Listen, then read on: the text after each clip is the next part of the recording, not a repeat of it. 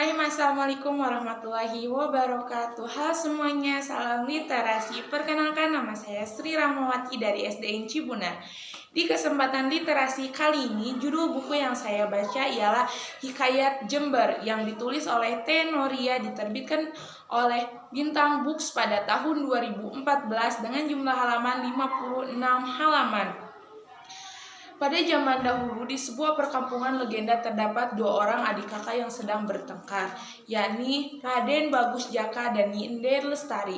Mereka bertengkar dikarenakan Raden Bagus Jaka meminta agar Nyinden Lestari dapat memberikan kalungnya kepada dirinya.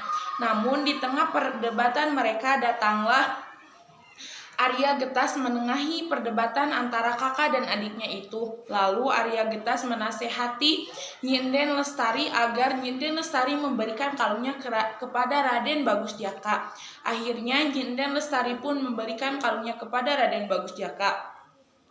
Setelah itu Raden Bagus Jaka pun pergi menemui Sunan Kedu dan mengajak Sunan Kedu untuk bertarung ayam kembali dengan dirinya dengan satu syarat bahwasannya jika Raden Bagus Jaka memenangkan pertandingan ini, Sunan Kedu tidak boleh memiliki hati dan pikiran yang jelek terhadap dirinya dan keluarganya. Akhirnya pertandingan ayam itu pun terjadi dan Sunan Kedu pun mengalami kekalahan. Karena tidak terima dengan kekalahannya, Sunan Kedu pun lalu terbang ke Kudus dan menemui Sunan Kudus, ayah dari Raden Bagus Jaka, dan mengajak Sunan Kudus untuk bertarung ayam dengan dirinya. Namun sayang, Sunan Kudus malah menasehati Sunan Kedu bahwasannya selama ini sikap yang dilakukan oleh Sunan Kedu itu salah dan tidak baik. Namun sayang, nasihat yang diberikan oleh Sunan Kudus diabaikan oleh Sunan Kedu.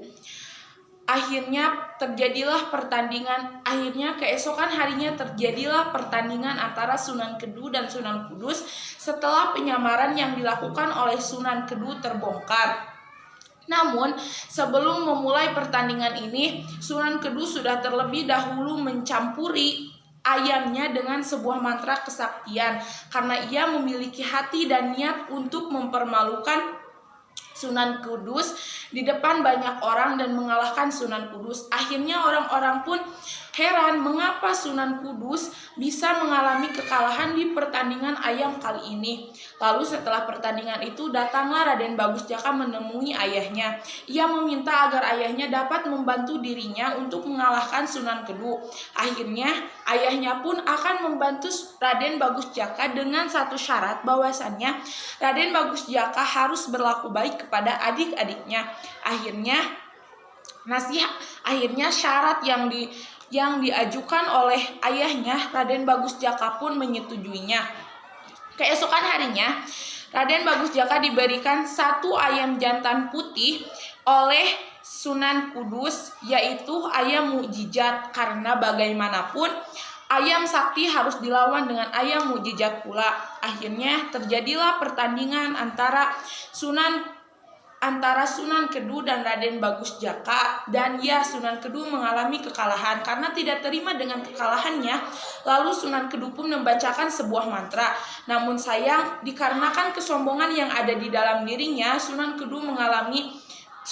Kedu pun meninggal dunia karena mantra yang ia baca mengenai dirinya sendiri.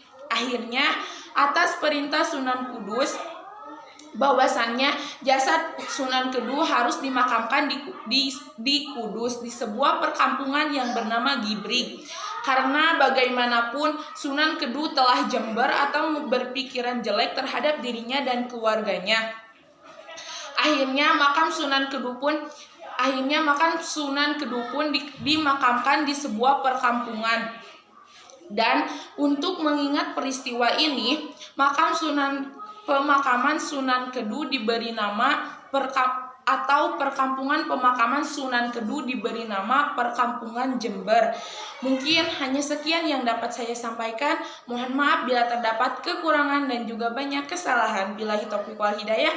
Wassalamualaikum warahmatullahi wabarakatuh. Salam literasi.